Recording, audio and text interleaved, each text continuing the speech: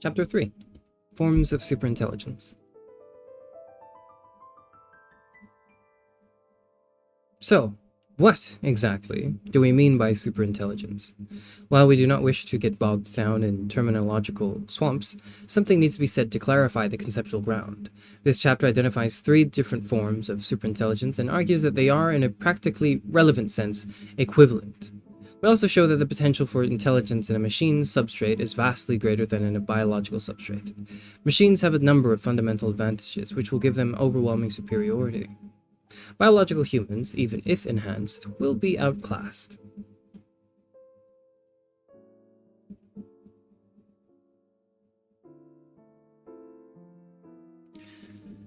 Many machines and non-human animals already perform at superhuman levels in narrow domains. Bats interpret sonar signals better than man, calculators outperform us in arithmetic, and chess programs beat us in chess. The range of specific tasks that can be better performed by software will continue to expand, but although specialized information processing systems will have many uses, there are additional profound issues that rise only with the prospect of machine intellects and that have enough general intelligence to substitute for humans across the board.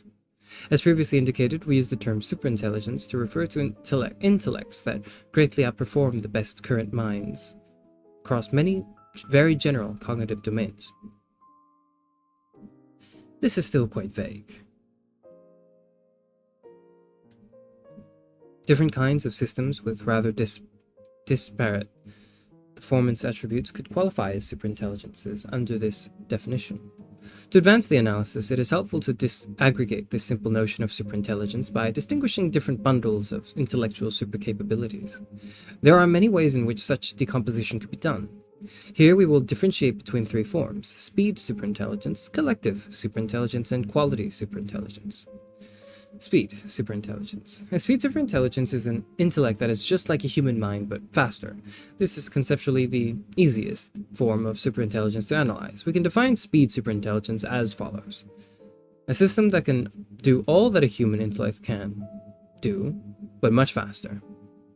By much, we here mean something like multiple orders of magnitude, but rather than try to expunge every remnant of vagueness from the definition, we will entrust the reader with interpreting it sensibly. The simplest example of speed and superintelligence would be a whole brain emulation running on fast hardware. An emulation operating at a speed of 10,000 times that of a biological brain would be able to read a book in a few seconds and write a PhD thesis in an afternoon. With a speed factor of 1,000,000, an emulation could accomplish an entire millennium of intellectual work in one working day. To such a fast mind, events in the external world appear to unfold in slow motion. Suppose your brain ran at 10,000 times. If your fleshly friend should happen to drop his teacup, you could watch the porcelain slowly descend toward the carpet over the course of several hours, like a comet silently gliding through space, toward an assignation with a far-off planet. And as the anticipation of the coming crash tardily propagates through the folds of your friend's gray matter, and from thence out into his peripheral nervous system, you could observe his body gradually assuming the aspect of a frozen oops. Enough time for you not to only order a replacement cup, but also to read a couple of scientific papers and take a nap. Because of this apparent time dilation of the material world, a speed superintelligence would prefer to work with digital objects. It could live in virtual reality and deal in the information economy. Alternatively, it could interact with the physical environment by means of nanoscale manipulators, since limbs at such small scales could operate faster than macroscopic appendages. The characteristic frequency of a system tends to be inversely proportional to its length scale.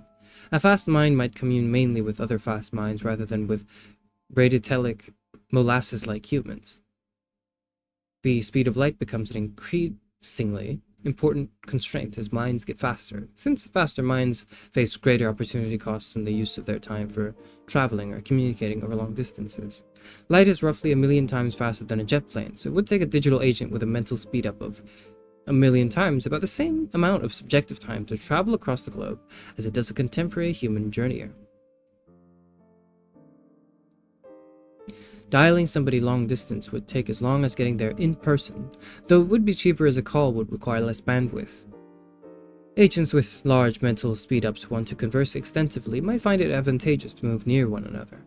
Extremely fast minds with need for frequent interaction, such as members of a work team, may take up residence in computers located in the same building to avoid frustrating latencies. Collective superintelligence. Another form of superintelligence is a system achieving superior performance by aggregating large numbers of smaller intelligences. A system composed of a large number of smaller intellects such that the system's overall performance across many very general domains vastly outstrips that of any current cognitive system. Collective superintelligence is less conceptually clear-cut than speed superintelligence. However, it is more familiar empirically.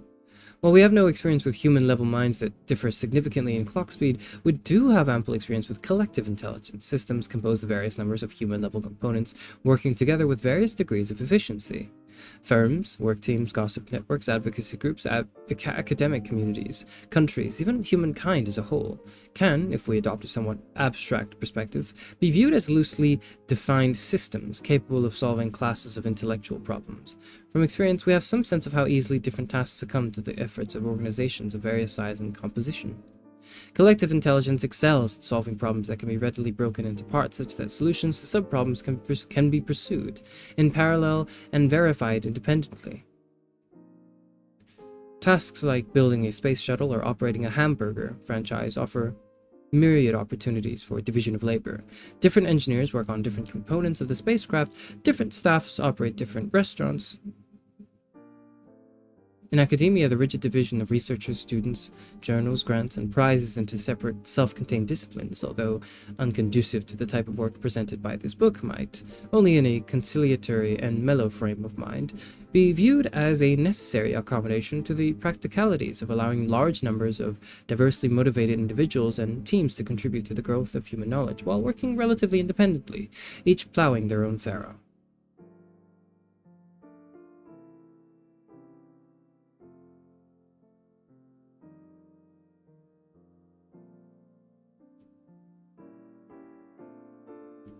A system's collective intelligence could be enhanced by expanding the number or the quality of its constituent intellects, or by improving the quality of their organization. To obtain a collective superintelligence from any present-day collective intelligence would require a very great degree of enhancement. The resulting system would need to be capable of vastly outperforming any current collective intelligence or other cognitive system across many very general domains. A new conference format that lets scholars exchange information more effectively, or a new collaborative information filtering algorithm that better predicted users' ratings of books and movies would clearly not on its own amount to anything approaching collective superintelligence.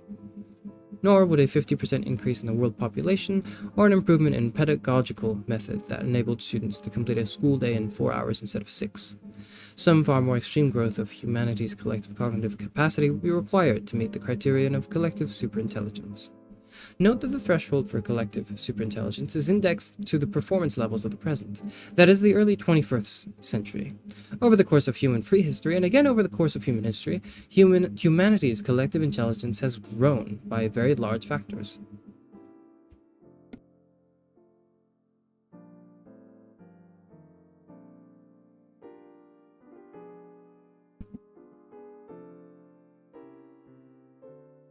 World population, for example, has increased by at least a factor of 1,000 since the Pleistocene. On this basis alone, current levels of human collective intelligence could be regarded as approaching superintelligence relative to a Pleistocene baseline.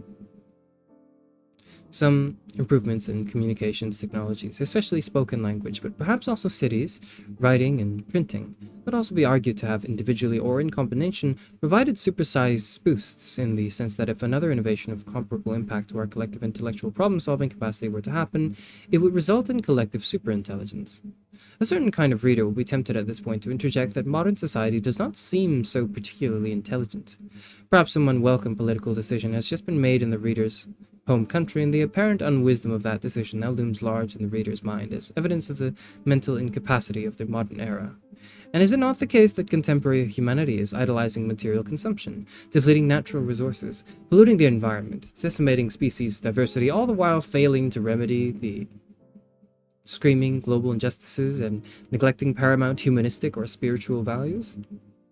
However, setting aside the question of how modernity's shortcomings stack up against the not-so-inconsiderable failings of earlier epochs, nothing in our definition of collective superintelligence implies that a society with greater collective intelligence is necessarily better off. The definition does not even imply that the more collectively intelligent society is wiser. We can think of wisdom as the ability to get the important things approximately right. It is then possible to imagine an organization composed of a very large cadre of very efficiently coordinated knowledge workers who collectively can solve intellectual problems across many very general domains. This organization, let us suppose, can operate most kinds of businesses, invent most kinds of technologies, and optimize most kinds of processes.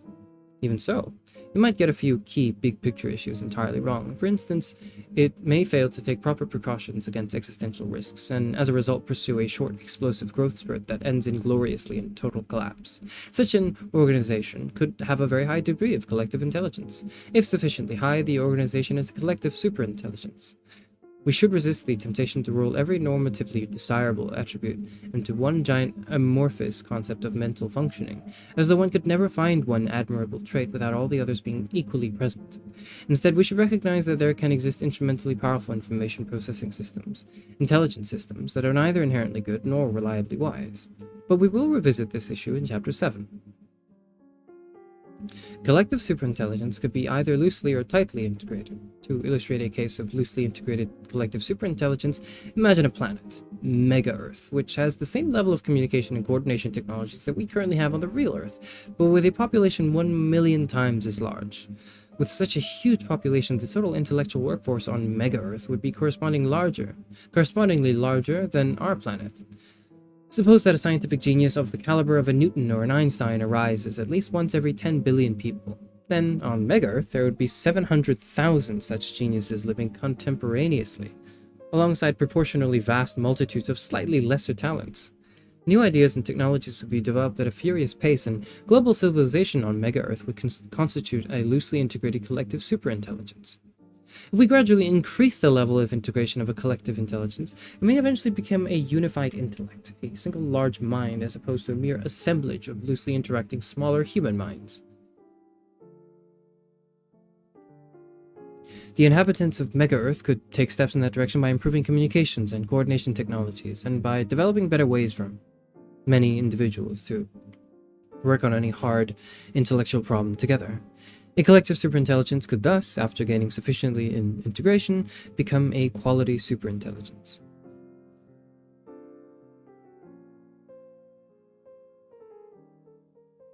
Is it implying that various specialized AIs, if they work together, could do better or worse? It's more so speculating that if there was a superintelligence, like what are the ways it could look? And one of the ways is it could be faster. Another could just be that it has a lot of smaller minds in them. But the speculation is like, would that even be very super? Because, you know, we have a very large Earth right now with a ton of people in it. But our society might not be any wiser. And then he posits what about a mega Earth where there's like a ton more people? Well, it might suffer from the same issues unless they work on things like communication technologies and all that. It's basically trying to think of what that superintelligence would look like. Also, hello, Estella. Quality superintelligence. We can distinguish a third form of superintelligence. A system that is at least as fast as a human mind and vastly qualitatively smarter.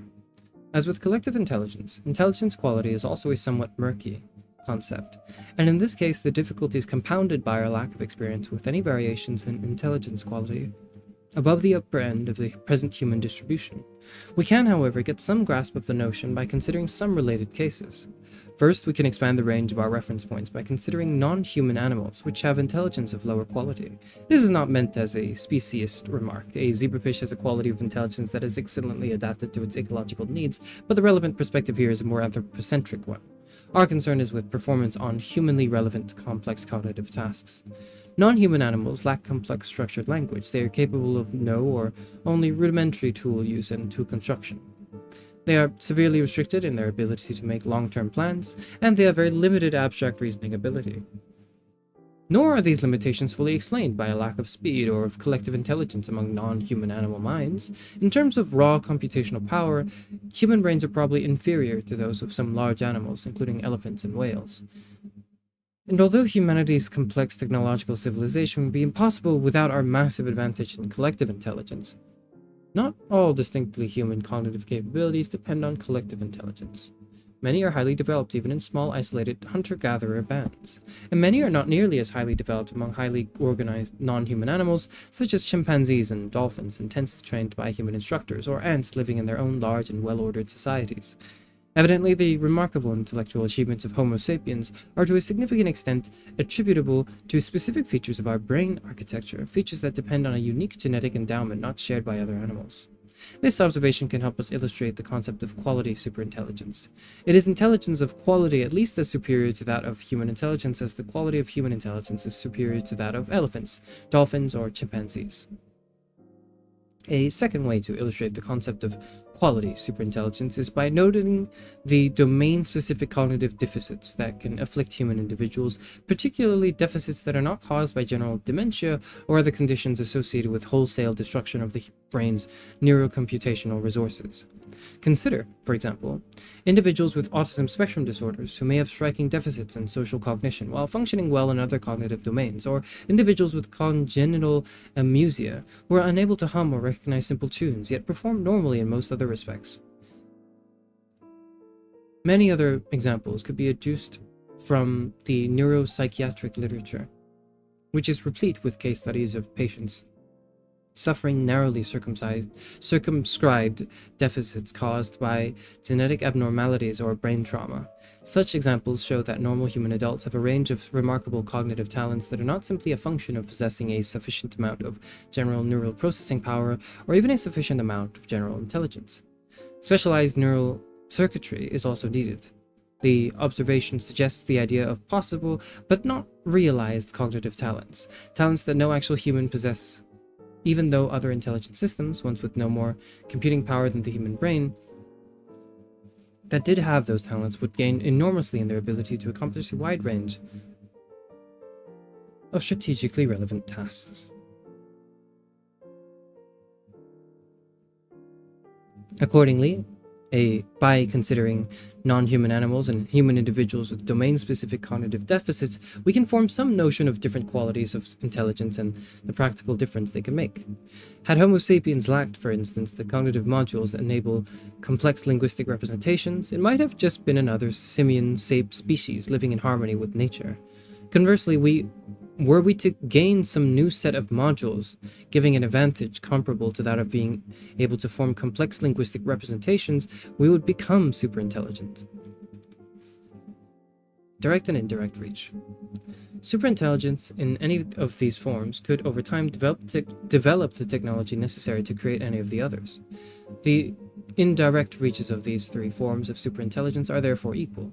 In that sense, the indirect reach of current human intelligence is also in the same equivalence class, under the supposition that we are able eventually to create some form of superintelligence.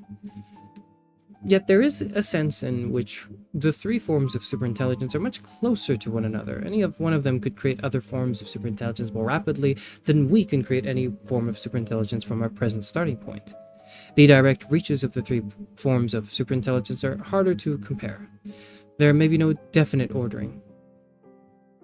Their respective capabilities depend on the degree to which they instantiate their respective advantages. How fast a speed superintelligence is, how qualitatively superior a quality superintelligence is, and so forth. At most, we might say that ceteris paribus, speed superintelligence excels at tasks requiring the rapid execution of a long series of steps that must be performed sequentially, while collective superintelligence excels at tasks admitting of analytic decomposition into parallelizable subtasks and tasks demanding the combination of many different perspectives and skill sets. In some vague sense, quality superintelligence would be the most capable form of all, inasmuch as it could grasp and solve problems that are, for all practical purposes, beyond the direct reach of speed superintelligence and collective superintelligence.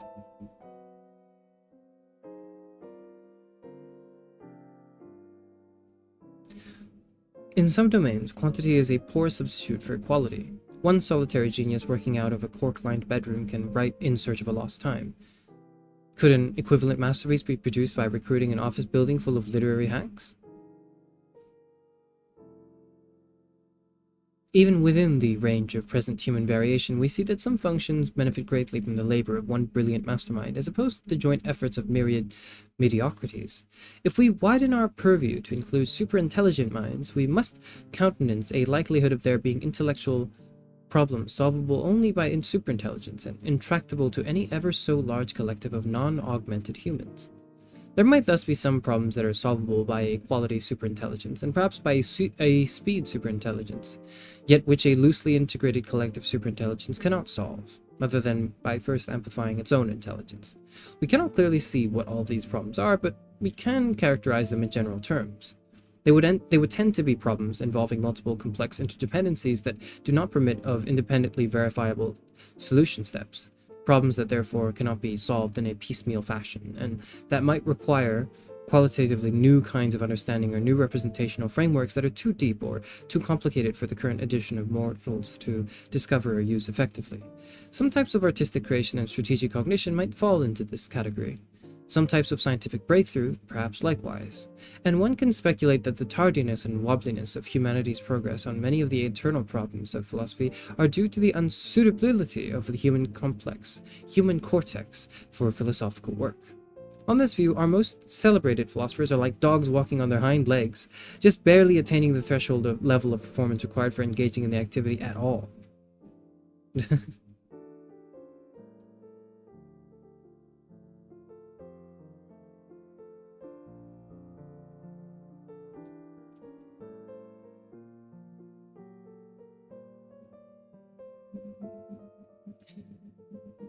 Like dogs walking on their hind legs, just barely attaining the threshold of performance required for engaging in the activity at all. Yeah, that might be me. I can see that.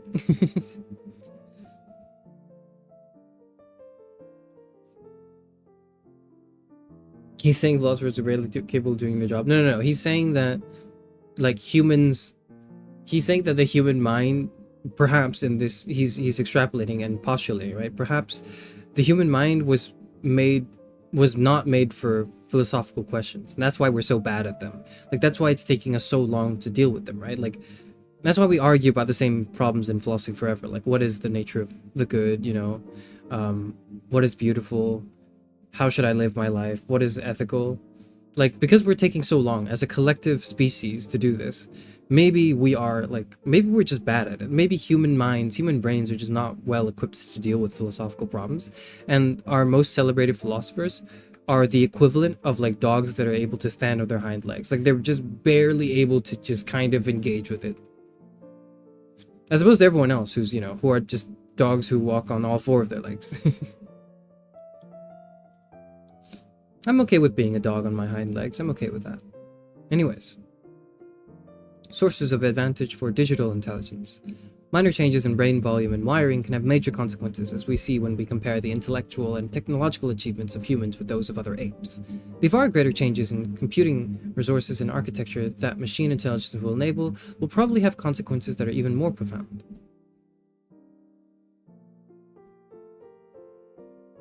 It is difficult, perhaps impossible, for us to form an intuitive sense of the aptitudes of a superintelligence. We can at least get an inkling of the space of possibilities by looking at some of the advantages open to digital minds. The hardware advantages are easiest to appreciate.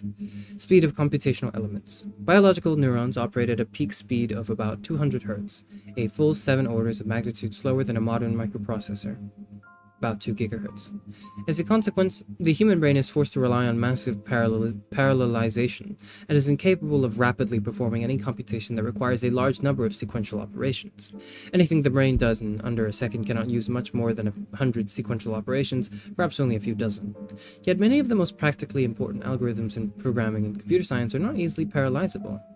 Many cognitive tasks could be performed far more efficiently if the brain's native support for parallelizable pattern matching algorithms were complemented by and integrated with support for fast sequential processing. Internal communication speed. Axons carry action potentials at speeds of 120 meters per second or less, whereas electronic processing cores can communicate optically at the speed of light, 300,000 meters per second. The sluggishness of neural signals limits how big a biological brain can be while functioning as a single processing unit. For example, to achieve a round-trip latency of less than 10 ms between any two elements in a system, biological brains must be smaller than 0.11 meters cubed. An electronic system, on the other hand, could be 6.1 times 10 to the power 17 meters cubed, about the size of a dwarf planet, 18 orders of magnitude larger.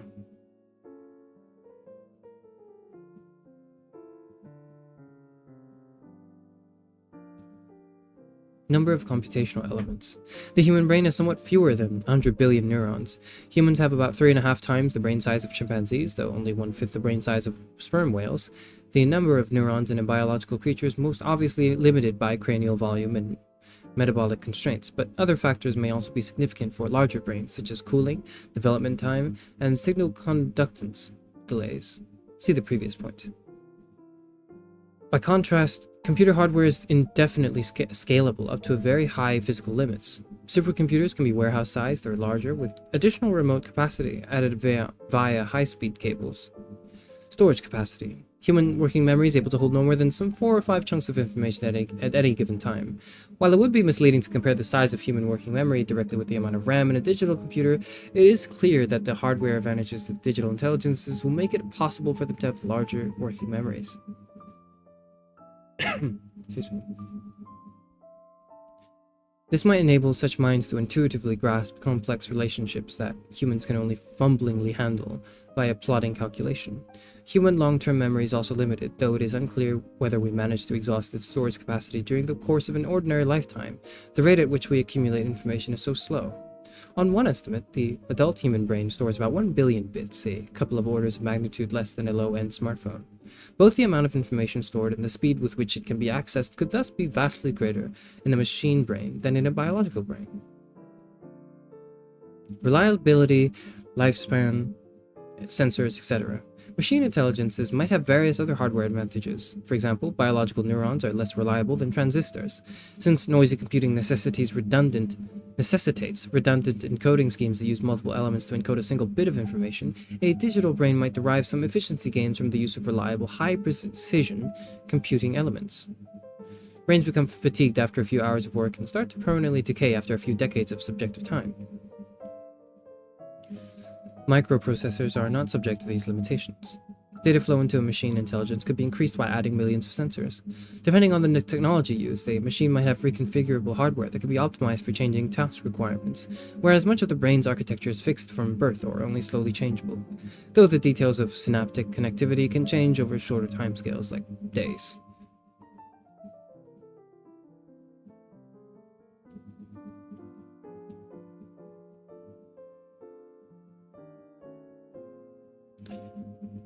At present, the computational power of the biological brain still compares favorably with that of digital computers, though top-of-the-line supercomputers are attaining levels of performance that are within the range of plausible estimates of the brain's processing power. But hardware is rapidly improving, and the ultimate limits of hardware performance are vastly higher than those of biological computing substrates.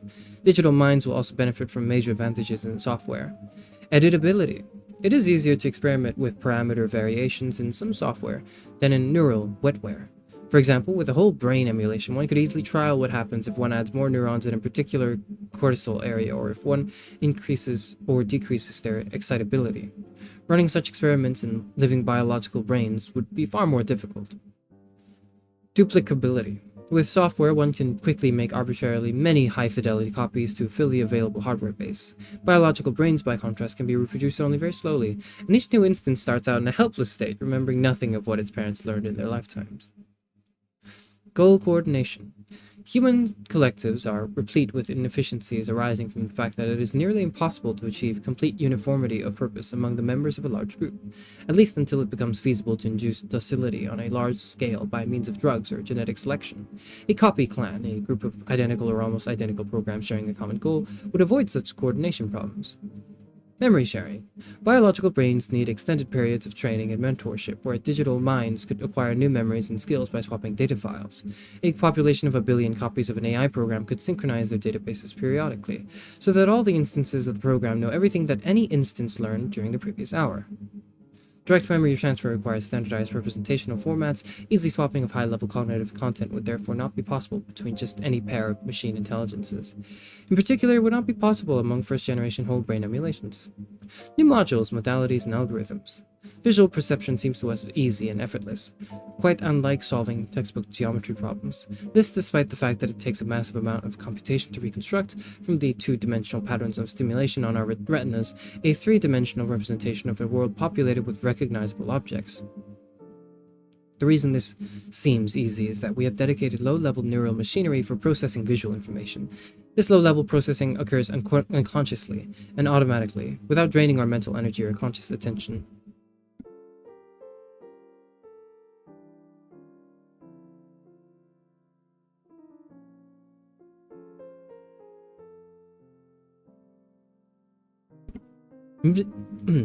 Music perception, language use, social cognition, and other forms of information processing that are natural for us humans seem to likewise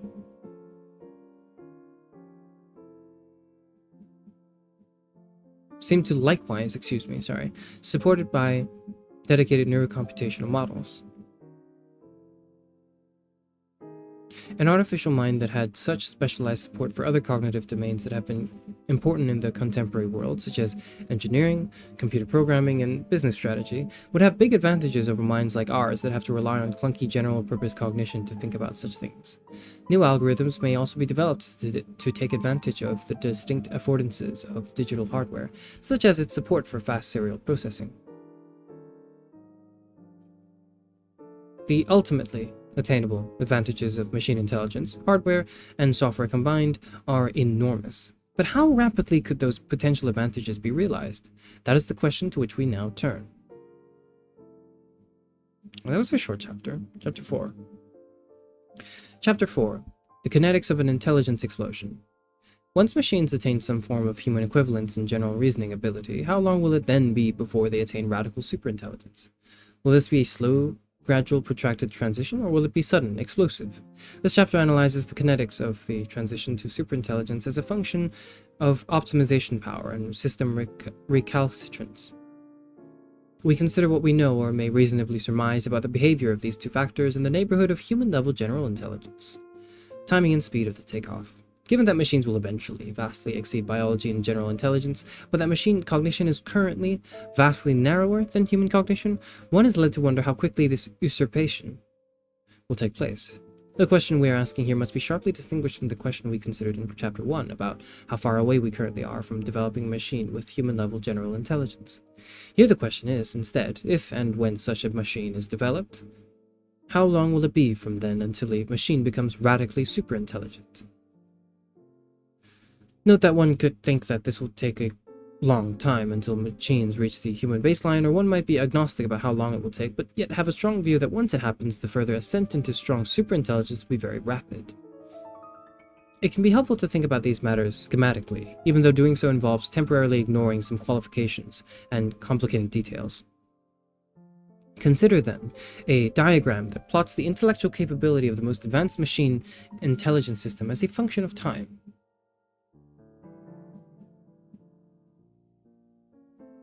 See Figure 7. A horizontal line labeled human baseline represents the effective intellectual capabilities of a representative human adult with access to the information sources and technological aids currently available in developed countries. At present, the most advanced AI system is far below the human baseline on any reasonable metric of general intellectual ability.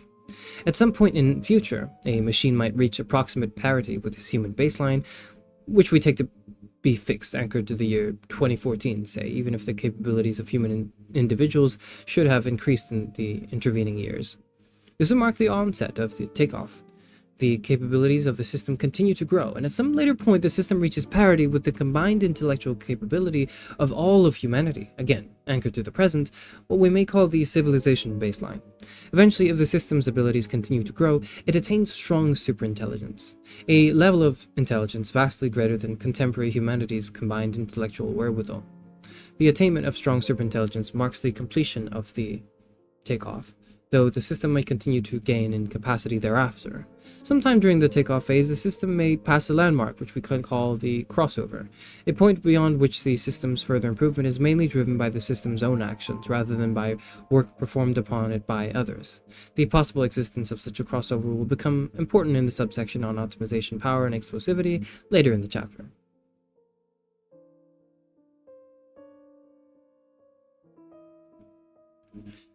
Figure 7 here is the shape of the takeoff. It's important to distinguish between these questions. Will a takeoff occur, and if so, when? And if and when a takeoff does occur, how steep will it be?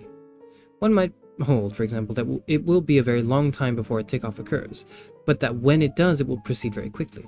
Another relevant question, not illustrated, is how large a fraction of the world economy will participate in the takeoff. These questions are related but distinct. With this picture in mind, we could distinguish three classes of transition scenarios in which systems progress from human-level intelligence to superintelligence, based on their steepness. That is to say, whether they represent a slow, fast, or moderate takeoff. Slow. A slow takeoff is one that occurs over some long temporal interval, such as decades or centuries. Slow takeoff scenarios offer excellent opportunities for human political processes to adapt and respond. Different approaches can be tried and tested in sequence. New experts can be trained and credentialed. Grassroots campaigns can be mobilized by groups that feel they are being disadvantaged by unfolding developments. If it appears that new kinds of secure infrastructure or mass surveillance of AI researchers is needed, such systems could be developed and deployed. Nations fearing an AI arms race would have time to try to negotiate treaties and design enforcement mechanisms. Most preparations undertaken before onset of the slow takeoff would be rendered obsolete, as better solutions would gradually become visible in the light of the dawning era. Fast. A fast takeoff occurs over some short temporal intervals, such as minutes, hours, or days. Fast takeoff scenarios offer scant opportunity for humans to deliberate. Nobody need even notice anything unusual before the game is already lost. In a fast takeoff scenario, humanity's fate essentially depends on preparations previously put in place. At the slowest end of the fast takeoff scenario range, some simple human actions might be possible, analogous to flicking open the nuclear suitcase, but any such action would either be elementary or have been planned and pre-programmed in advance. Moderate. A moderate takeoff is one that occurs over some intermediary temporal interval, such as months or years. Moderate takeoff scenarios give humans some chance to respond, but not much time to analyze, to test different approaches, or to solve complicated coordination problems. There is not enough time to develop or deploy new systems, e.g. political systems, surveillance regimes, or computer network security protocols, but extant systems could be applied to the new challenge. During a slow takeoff, there would be plenty of time for the news to get out. In a moderate takeoff, by contrast, it's possible that developments would be kept secret as they unfold. Knowledge might be restricted to a small group of insiders, as in a covert state-sponsored military research program. Commercial projects, small academic teams, and 9 hackers in a basement outfits might also be clandestine, though if the prospect of an intelligence explosion were on the radar of state intelligence agencies as a national security priority, then the most promising private projects would seem to have a good chance of being under surveillance. The host state, or a dominant foreign power, would then have the option of nationalizing or shutting down any project that showed signs of commencing takeoff. Fast takeoffs would happen so quickly that there would not be much time for word to get out or for anybody to mount a meaningful reaction if it did. But an outsider might intervene before the onset of the takeoff if they believed a particular project to be closing in on success. Moderate takeoff scenarios could lead to geopolitical, social, and economic turbulence as individuals and groups jockey to position themselves to gain from the unfolding transformation. Such upheaval, should it occur, might impede efforts to orchestrate a well-composed response. Alternatively, it might enable solutions more radical than calmer circumstances would permit. For instance, in a moderate takeoff scenario where cheap and capable emulations or other digital minds gradually flood labor markets over a period of years, one could imagine mass protests by laid-off workers pressuring governments to increase unemployment benefits or institute a living wage guarantee to all human citizens, or to levy special taxes or impose minimum wage requirements on employers who use emulation workers. In order for any relief derived from such policies to be more than fleeting, support for them would somehow have to be cemented into permanent power structures. Similar issues can arise if the takeoff is slow rather than moderate, but the disequilibrium and rapid change in moderate scenarios may present special opportunities for small groups to wield disproportionate influence. It might appear to some readers that of these three types of scenario, the slow takeoff is the most probable, the moderate takeoff less, and the fast utterly implausible. It could seem fanciful to suppose that the world could be radically transformed and humanity deposed from its position as apex cogitator over the course of an hour or two. No change of such moment has ever occurred in human history, and its nearest parallels, the agricultural and industrial revolutions, played out over much longer timescales, centuries to millennia in the former case, decades to centuries in the latter. So, the base rate for the kind of transition entailed by a fast or medium takeoff scenario, in terms of the speed and magnitude of the postulated change, is zero. It lacks precedent outside myth and religion. If you need to sip water, do it. I've been doing that, yeah. I don't really mention this, but like I drink water in between this, so when I pause, it's like because I'm drinking water. I'm trying to catch my breath.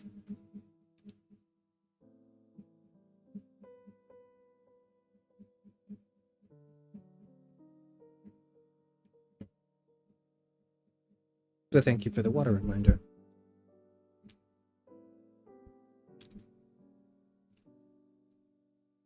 Nevertheless, this chapter will present some reasons for thinking that the slow transition scenario is improbable.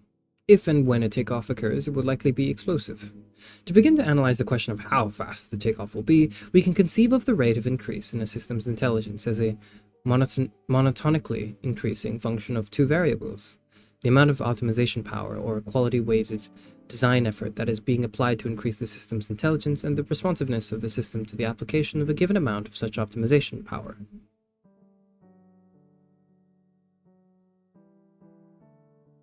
We might term the inverse of responsiveness recalcitrance and write: rate of change in intelligence equals optimization power over recalcitrance. Pending some specification of how to quantify intelligence, design effort, and recalcitrance, this expression is merely qualitative, but we can at least observe that a system's intelligence will increase rapidly if either a lot of skilled effort is applied to the task of increasing its intelligence and the system's intelligence is not too hard to increase, or there is a non-trivial design effort and the system's recalcitrance is low, or both.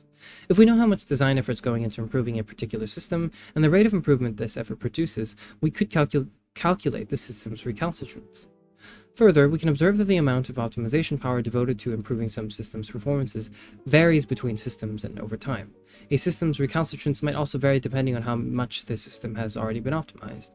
Often the easiest improvements are made first, leading to diminishing returns, increasing recalcitrance, as low-hanging fruits are depleted. However, there can be improvements that make it further improvements easier, leading to improvement cascades. The process of solving a jigsaw puzzle starts out simple. It's easy to find the corners and the edges. Then recalcitrance goes up as subsequent pieces are harder to fit. But as the puzzle nears completion, the search space collapses and the process gets easier again. To proceed in our inquiry, we must therefore analyze how recalcitrance and optimization power might vary in the critical time periods during the takeoff. This will occupy us over the next few pages. Recalcitrance. Let us begin with recalcitrance. The outlook here depends on the type of the system under consideration. For completeness, we first cast a brief glance at the recalcitrance that would be encountered along paths to superintelligence that do not involve advanced machine intelligence. We find that recalcitrance along those paths appear to be very high. That done, we will turn to the main case, which is that the takeoff involves machine intelligence, and there we find that recalcitrance at the critical juncture seems low. Non-machine intelligence paths. Cognitive enhancements via improvements in public health and diet has steeply diminishing returns. Big gains come from eliminating severe nutritional deficiencies, and the most severe deficiencies have already been largely eliminated in all but the poorest countries. Only girth is gained by increasing an already adequate diet. Education, too, is now probably subject to diminishing returns. The fraction of talented individuals in the world who lack access to quality education is still substantial, but declining. Pharmacological enhancers might deliver some cognitive gains over the coming decades, but after the easiest fixes have been accomplished, perhaps sustainable increases in mental energy and ability to concentrate, along with better control over the rate of long-term memory consolidation, subsequent gains will be increasingly hard to come by.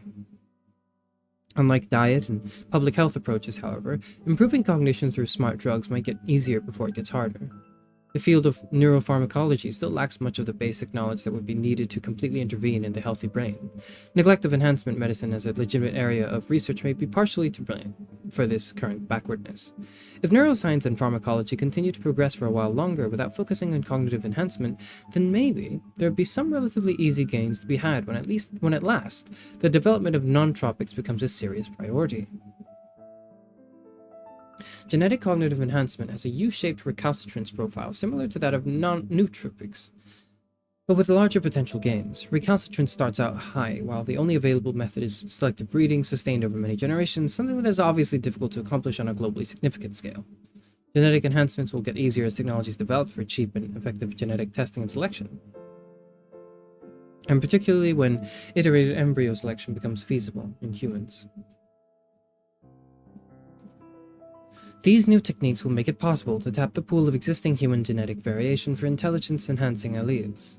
I forget how to read that word. Anyways, as the best existing alleles get incorporated into genetic enhancement packages, however, further gains will get harder to come by. The need for more innovative approaches to genetic modification may then increase recalcitrance. There are limits to how quickly things can progress alongside the genetic enhancement path, most notably the fact that germline interventions are subject to an inevitable maturational lag. This strongly counteracts the possibility of a fast or moderate takeoff. That embryo selection can only be applied in the context of in vitro fertilization will slow its rate of adoption, another limiting factor. The recalcitrance along the brain-computer path seems initially very high. In the unlikely event that it somehow becomes very easy to insert brain implants and to achieve high-level functional integration with the cortex, recalcitrance might plummet. In the long run, the difficulty of making progress along this path would be similar to that involved in improving emulations, or AI, since the bulk of the brain-computer system's intelligence would eventually reside in the computer part. The recalcitrance for making networks and organizations in general more efficient is high. A vast amount of effort is going into overcoming this recalcitrance, and the result is an annual improvement of humanity's total capacity by perhaps no more than a couple of %. Furthermore, shifts in the internal and external environment mean that organizations, even if efficient at one time, soon become ill-adapted to their new circumstances. Ongoing reform effort is thus required even just to prevent deterioration. A step change in the rate of gain in average organizational efficiency is perhaps conceivable, but it is hard to see how even the most radical scenario of this kind could produce anything faster than a slow takeoff, since organizations operated by humans are confined to work on human timescales. The internet continues to be an exciting frontier with many opportunities for enhancing collective intelligence, with a recalcitrance that seems at the moment to be in the moderate range. Progress is somewhat swift, but a lot of efforts going into making this progress happen. It may be expected to increase as low-hanging fruits such as search engines and emails are depleted.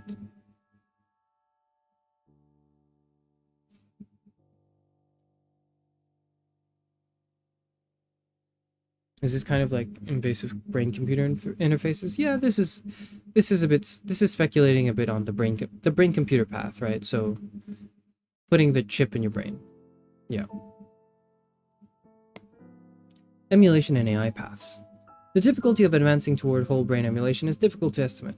Yet we can point to a specific future milestone, the successful emulation of an insect brain. That milestone stands on a hill, and its conquest would bring into view much more of the terrain ahead, allowing us to make a decent guess at the recalcitrance of scaling up the technology to human whole brain emulation. A successful emulation of a small mammal brain, such as that of a mouse, would give an even better vantage point that would allow the distance remaining to a human whole brain emulation to be estimated with a high degree of precision. The path toward artificial intelligence, by contrast, may feature no such obvious milestone or early observation point. It is entirely possible that the quest for artificial intelligence will appear to be lost in dense jungle until an unexpected breakthrough reveals the finishing line in a clearing just a few short steps away. Recall the distinction between these two questions. How hard is it to attain roughly human levels of cognitive ability? And how hard is it to get from there to superhuman levels? First question is mainly relevant for predicting how long it will be before the onset of a takeoff. It is the second question that is key to assessing the shape of the takeoff, which is our aim here. And though it might be tempting to suppose that the step from human level to superhuman level must be the harder one, this step, after all, takes place at a higher altitude, where a capacity must be superadded to an already quite capable system, this would be a very unsafe assumption. It is quite possible that recalcitrance falls when a machine reaches human parity. Consider first whole brain emulation. The difficulties involved in creating the first human emulation are of a quite different kind from those involved in enhancing an existing emulation. Creating a first emulation involves huge technological challenges, particularly in regard to developing the requisite scanning and image interpretation capabilities. This step might also require considerable amounts of physical capital. An industrial-scale machine park with hundreds of high-throughput scanning machines is not implausible. By contrast, enhancing the quality of an existing emulation involves tweaking algorithms and data structures, essentially a software problem, and one that could turn out to be much easier than perfecting the imaging technology needed to create the original template. Programmers could easily experiment with tricks like increasing the neuron count in different cortical areas to see how it affects performance. They could also work on code optimization and on finding simpler computational models that preserve the essential functionality of individual neurons or small networks of neurons. If the last technological prerequisite to fall into place is either scanning or translation, with computing power being relatively abundant, then not much attention might have been given during the development phase to implementational efficiency, and easy opportunities for computational efficiency savings might be available.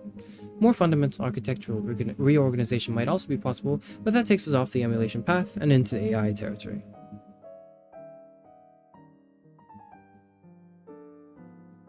Another way to improve the code base once the first emulation has been produced is to scan additional brains with different or superior skills and talents.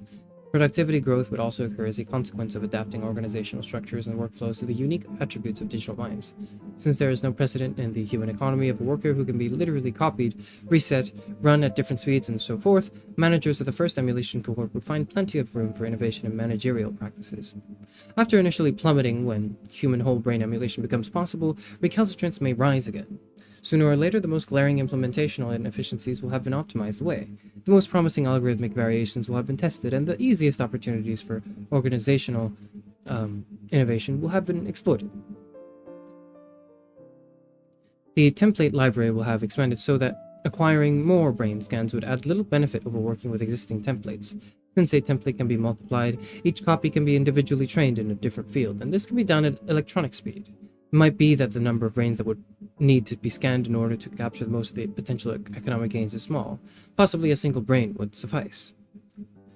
Another potential cause of escalating recalcitrance is the possibility that emulations or their biological supporters will organize to support regulations restricting the use of emulation workers, limiting emulation copying, prohibiting certain kinds of experimentation with digital minds, instituting workers' rights, and a minimum wage for emulations, and so forth. It is equally possible, however, that political developments will go in the opposite direction, contributing to a fall in recalcitrance. This might happen if the initial restraint in the use of emulation labor gives way to unfettered exploitation, as competition heats up and the economic and strategic costs of occupying the moral high ground becomes clear.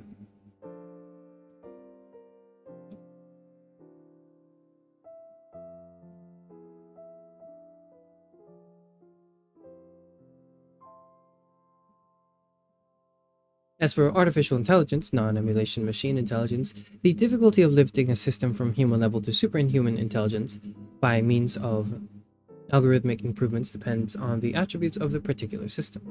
Different architectures might have very different recalcitrance. In some situations, recalcitrance could be extremely low. For example, if human-level AI is delayed because one key insight long eludes programmers, then when the final breakthrough occurs, the AI might leapfrog from below to radically above human level, without even touching the intermediary rungs.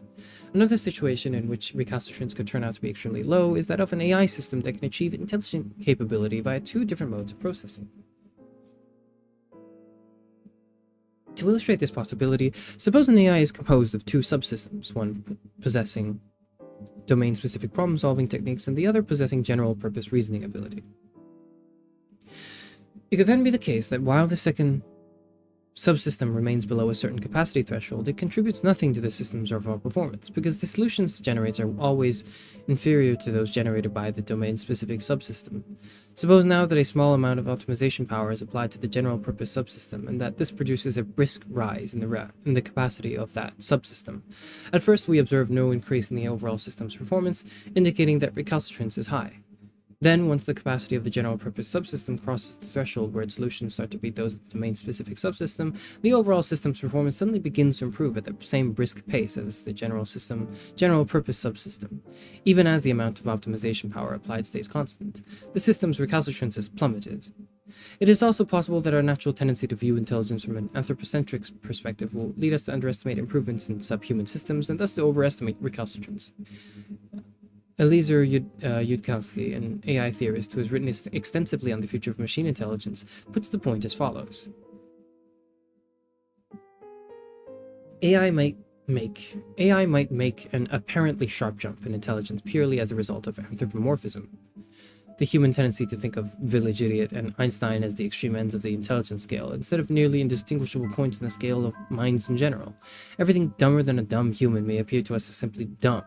One imagines the AI arrow creeping steadily up the scale of intelligence, moving past mice and chimpanzees, with AI still remaining dumb because AIs cannot speak fluent language or write science papers. And then the AI arrow crosses the tiny gap from infra-idiot to ultra-Einstein in the course of 1 month, or some similarly short period.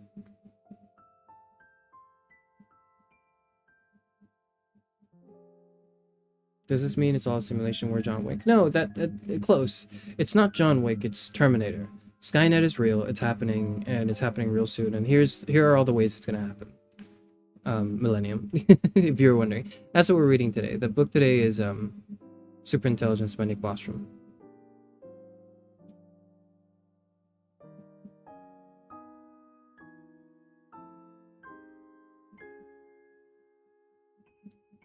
This bit in particular is basically like, we humans, right? We think of intelligence on like a spectrum, on like a scale of like, okay, you're either on the lowest end of the scale is village idiot, right?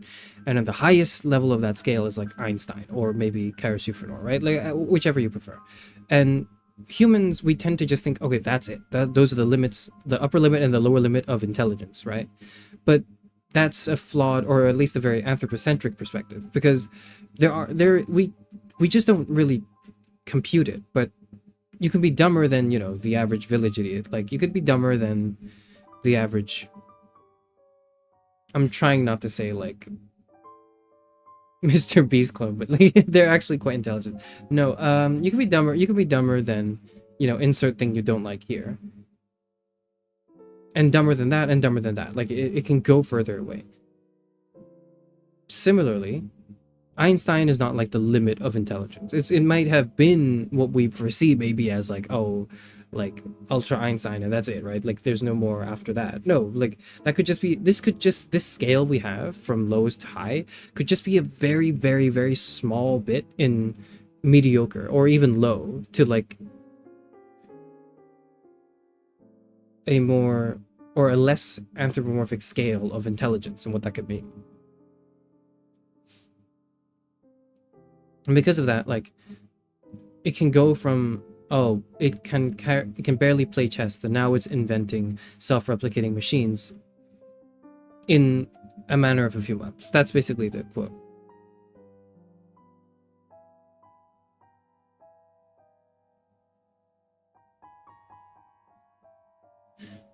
The upshot of these several considerations is that it is difficult to predict how hard it will be to make algorithmic improvements in the first AI that reaches a roughly human level of general intelligence.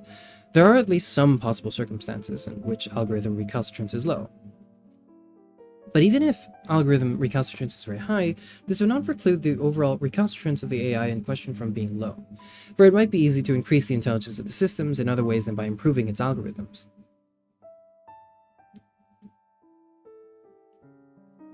There are two other factors that can be improved: content and hardware.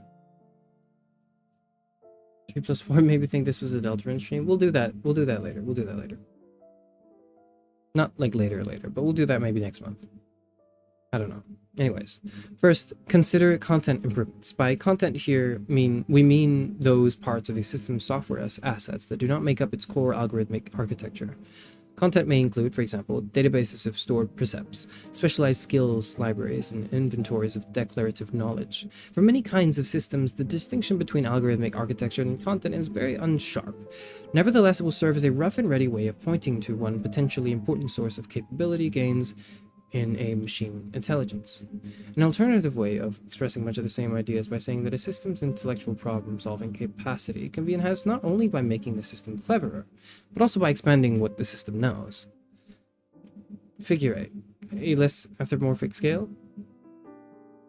The gap between a dumb and a clever person may appear large from an anthropocentric perspective, yet in a less parochial view, the two have nearly indistinguishable minds. It will almost certainly prove harder and to take longer to build a machine intelligence that has a general level of smartness comparable to that of a village idiot than to improve such a system so that it becomes a bit smarter than any human. Mouse, chimp, village idiot, Einstein. That's it. That's the scale. It may seem like it's, you know, this is where it is, but if we extrapolate this for a less anthropomorphic terms, this could just be the beginning. Again, this is, of course, with very vague definitions of what intelligence actually is, that Bostrom kind of, like, glides over a bit, but, you know.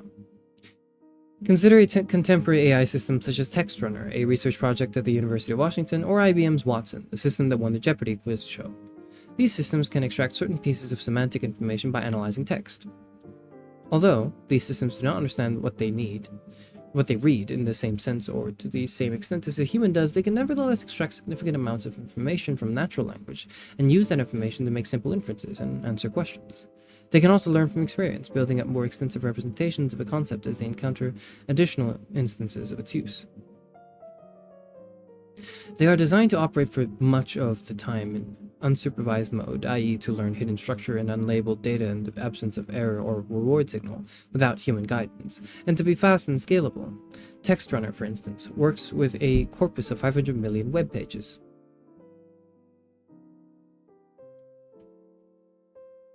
Now imagine a remote descendant of such a system that has acquired the ability to read with as much understanding as a human 10-year-old, but with a reading speed similar to that of TextRunner. This is probably an AI complete problem. So we are imagining a system that thinks much faster and has a much better memory than a human adult, but knows much less, and perhaps the net effect of this is that the system is roughly human equivalent in its general problem-solving ability. But its content recalcitrance is very low enough to precipitate a takeoff. Within a few weeks, the system has read and mastered all the content contained in the Library of Congress. Now the system knows much more than any human being and thinks vastly faster. It has become at least weakly superintelligent.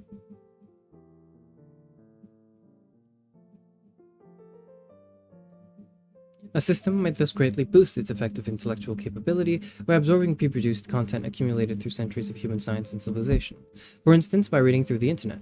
If an AI reaches human level without previously having had access to this material, or without having been able to digest it, then the AI's overall recalcitrance will be low, even if it's hard to improve its algorithmic architecture. Cody says yes to go. Alright, see you later. Have a good evening.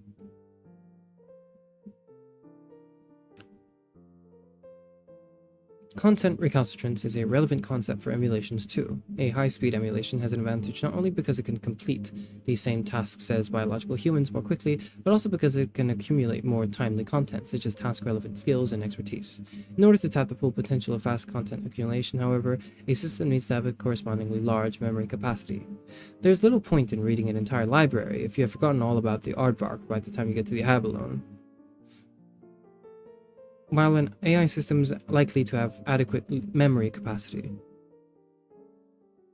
emulations would inherit some of the capacity limitations of their human templates. They may therefore need architectural enhancements in order to become capable of unbounded learning.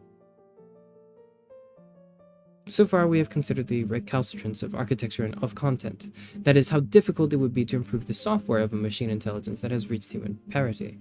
Now let us look at a third way of boosting the performance of machine intelligence, improving its hardware. What would be the recalcitrance for hardware-driven improvements? Starting with intelligent software, emulation, or AI, one can amplify collective intelligence simply by using additional computers to run more instances of the program. One could also amplify speed intelligence by moving the program to faster computers. Depending on the degree to which the program lends itself to parallelization, speed intelligence could also be amplified by running the program on more processors. This is likely to be feasible for emulations which have a highly parallelized architecture, but many AI programs too have important subroutines that can benefit from massive parallelization. Amplifying quality intelligence by increasing computing power might also be possible, but that case is less straightforward. The recalcitrance for amplifying collective or speed intelligence and possibly quality intelligence in a system with human-level software is therefore likely to be low. The only difficulty involved is gaining access to additional computing power. There are several ways for a system to expand its hardware base, each relevant over a different timescale. In the short term, computing power should scale roughly linearly with funding. Twice the funding buys twice the number of computers, enabling twice as many instances of the software to be run simultaneously.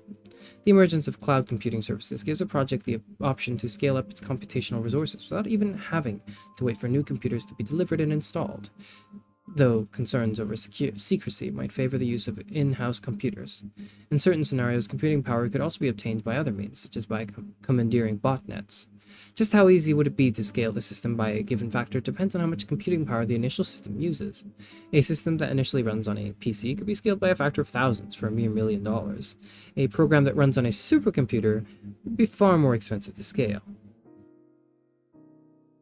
In the slightly longer term, the cost of acquiring additional hardware may be driven up as a growing portion of the world's installed capacity is being used to run digital mines.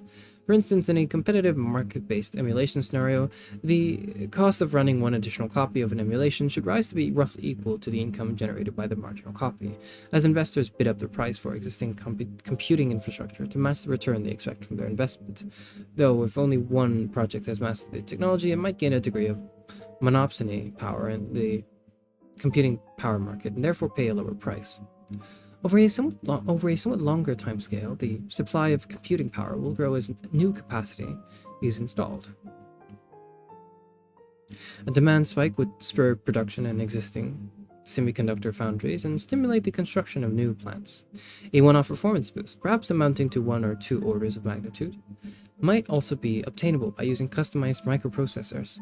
Above all, the rising wave of technology improvements will pour increasing volumes of computational power into the turbines of the thinking machines. Historically, the rate of improvement of computing technologies has been described by the famous Moore's Law, which, in one of its variations, states that computing power per dollar doubles every 18 months or so. Although one cannot bank on this rate of improvement continuing up to the development of human-level machine intelligence, yet until fundamental physical limits are reached, there will remain room for advances in computing technology. There are thus reasons to expect that hardware recalcitrance will not be very high. Purchasing more computing power for the system once it proves its mettle by attaining human-level intelligence might easily add several orders of magnitude of computing power, depending on how hardware frugal the project was before expansion. Chip customization might add 1 or 2 orders of magnitude. Other means of expanding the hardware base, such as building more factories and advancing the frontiers of computing technology, take longer, but normally several years, though this lag would be radically compressed once machine superintelligence revolutionizes manufacturing and technology development. In summary, we can talk about the likelihood of a hardware overhang. When human-level software is created, enough computing power may already be available to run vast numbers of copies at great speed. Software recalcitrance, as discussed above, is harder to assess but might even be lower than hardware recalcitrance.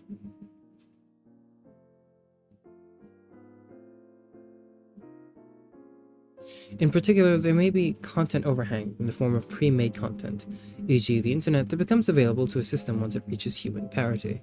Algorithm overhang, pre-designed algorithmic enhancements, is also possible, but perhaps less likely. Software improvements, whether in algorithms or content, might offer orders of magnitude of potential performance gains that could be fairly easily accessed once a digital mind attains human parity, on top of the performance gains attainable by using more or better hardware. Optimization power and explosivity. Having examined the question of recalcitrance, we must now turn to the other half of our schematic equation, optimization power. To recall, rate of change in intelligence equals optimization power over recalcitrance. As reflected in this schematic, a fast takeoff does not require that recalcitrance during the transition phase be low.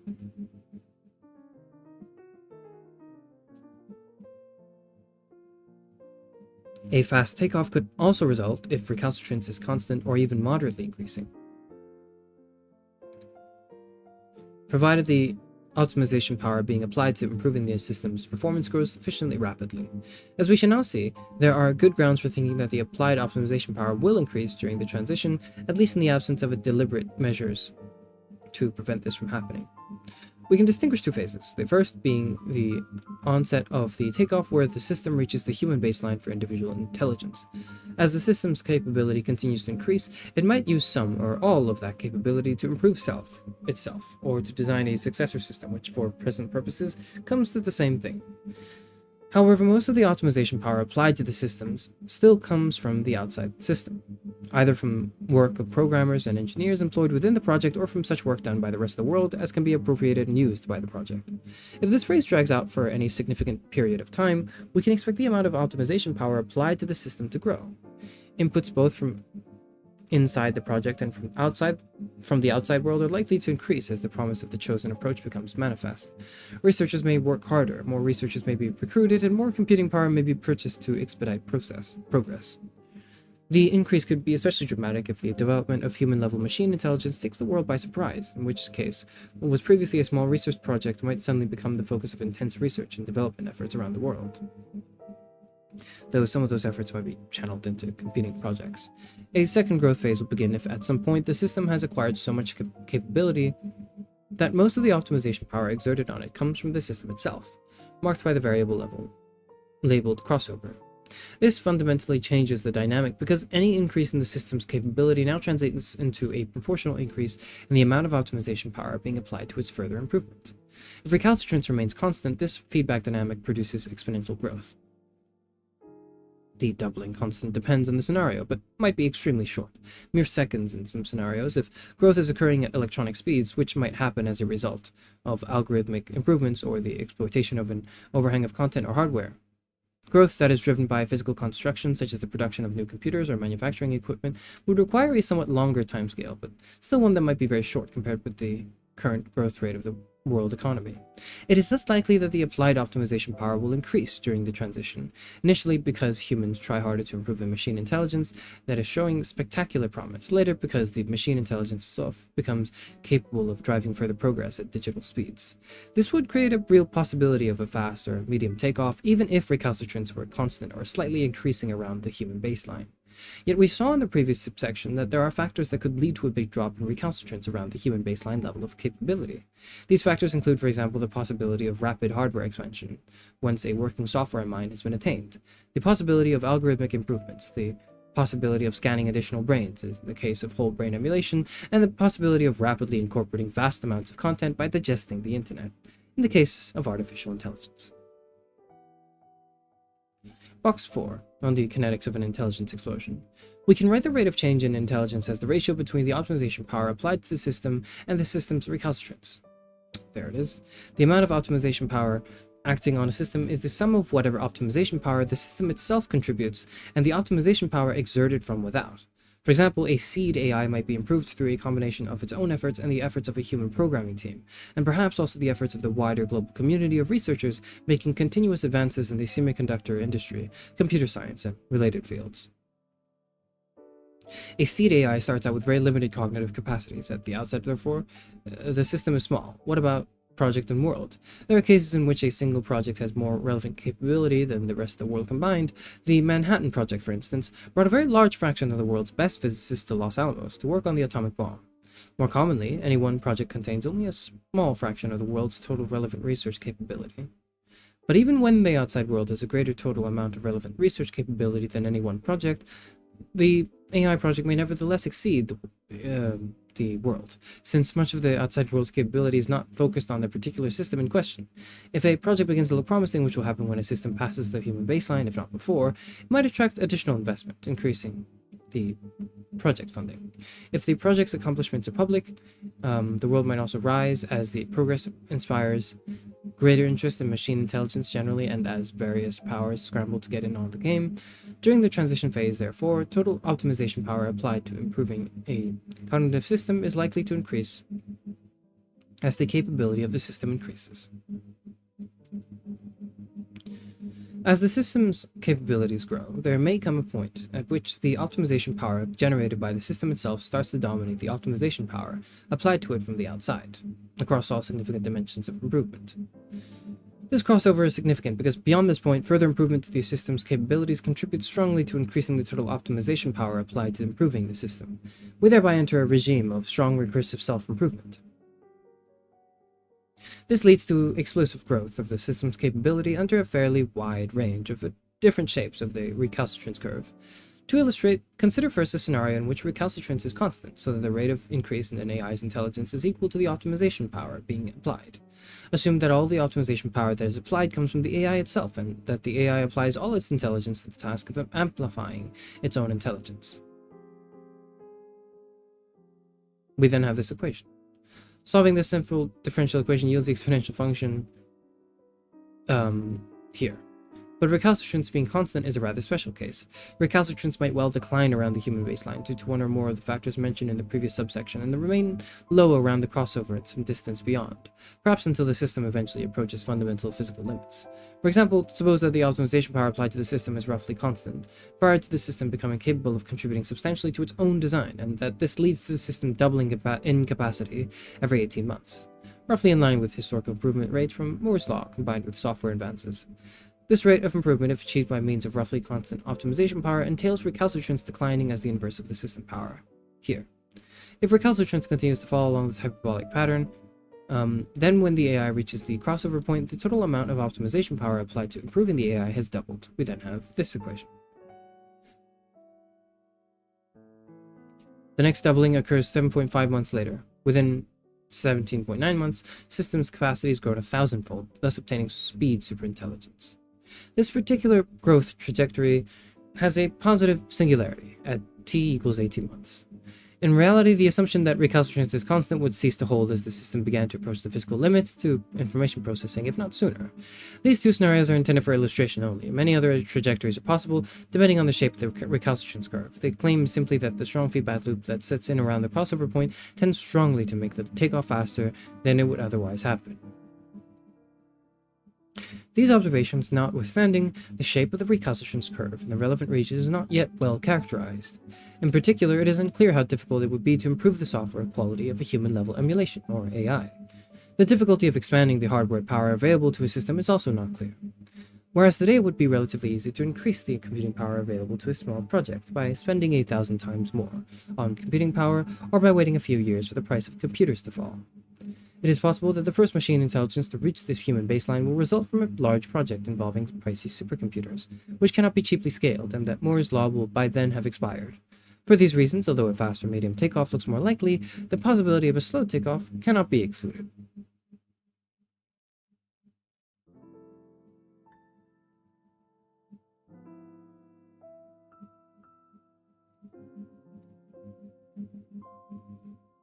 These chapters are a little slower than, or a little shorter than the previous.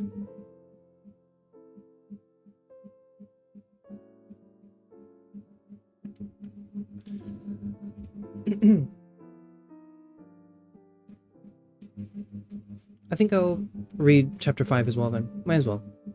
Why not?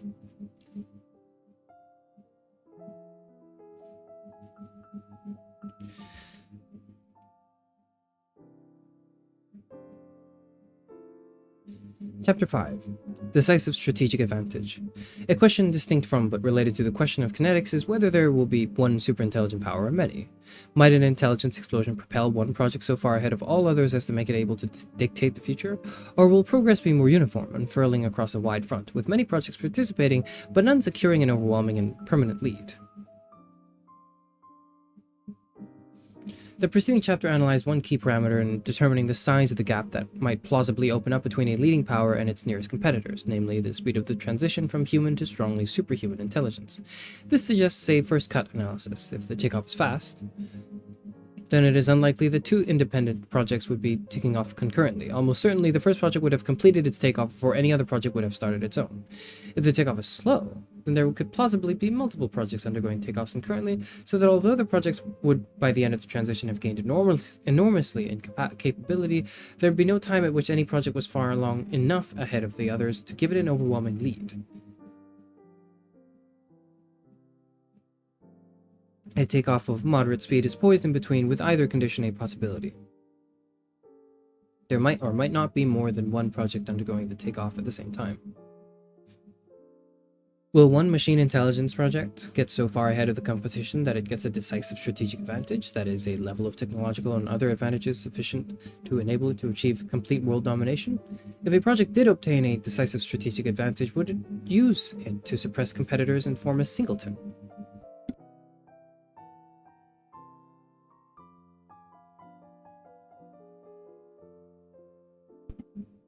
That is a world order in which there is at the global level a single decision-making agency.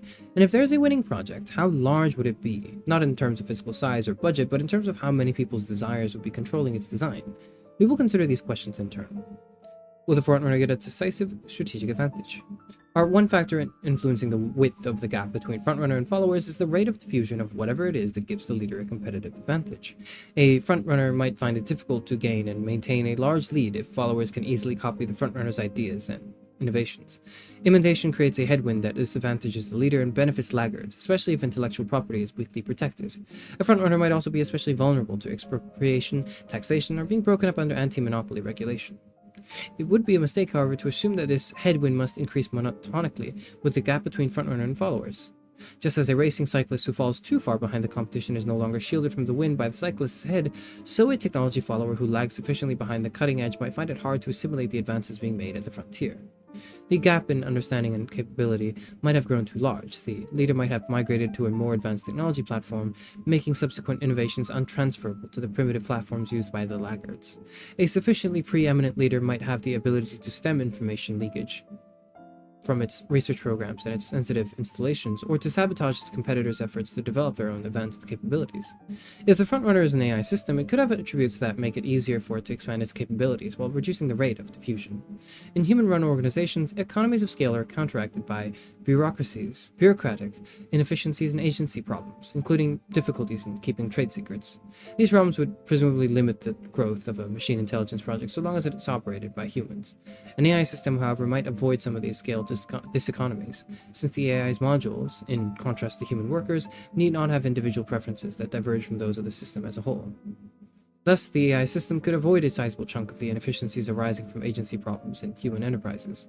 The same advantage, having perfectly loyal parts, would also make it easier for an AI system to pursue long-range clandestine goals.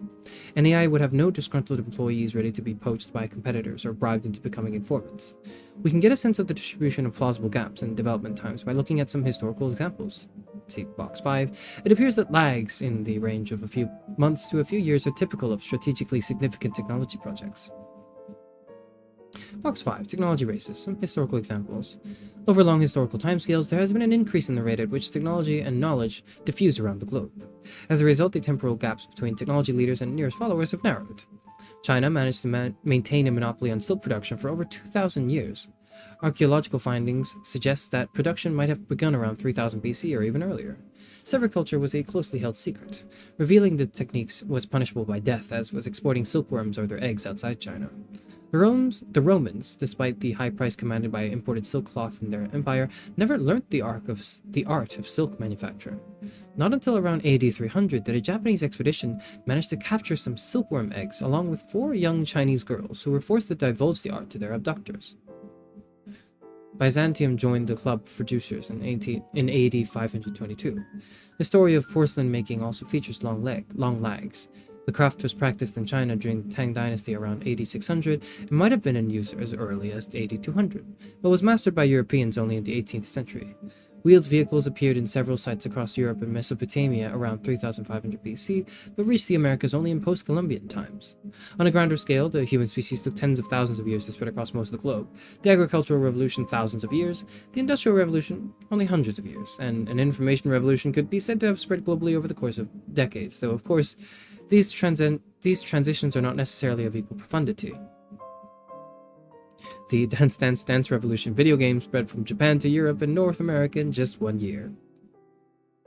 Technological competition has been quite extensively studied, particularly in the context of patent races and arm races. It is beyond the scope of our investigation to review this literature here. However, it is instructive to look at some examples of strategically insignificant technology races in the 20th century. With regard to these 6 technologies, which were regarded as strategically important by the rivaling superpowers because of their military or symbolic significance, the gaps between leaders and nearest laggards were approximately 49 months, 36, 4, 1, 4, and 60 months, respectively. Longer than the duration of a fast takeoff and shorter than the duration of a slow one. In many cases, the laggards project benefited from espionage and publicly available information. The mere demonstration of the feasibility of an invention can also encourage others to develop it independently, and fear of falling behind can spur the efforts to catch up. Perhaps closer to the case of AI are mathematical inventions that do not require the development of new physical infrastructure. Often these are published in the academic literature and can thus be regarded as universally available, but in some cases, when the discovery appears to offer a strategic advantage, publication is delayed. For example, two of the most important ideas in public key cryptography are the Diffie-Hellman key exchange protocol and the RSA encryption scheme. These were discovered by the academic community in 1976 and 78, respectively, but it has later been confirmed that they were known by cryptographers at the UK's Communications Security Group since the early 1970s. Large software projects might offer a closer analogy with AI projects, but it is harder to give crisp examples of typical lags because software is usually rolled out in incremental installments, and the functionalities of competing systems are often not directly comparable.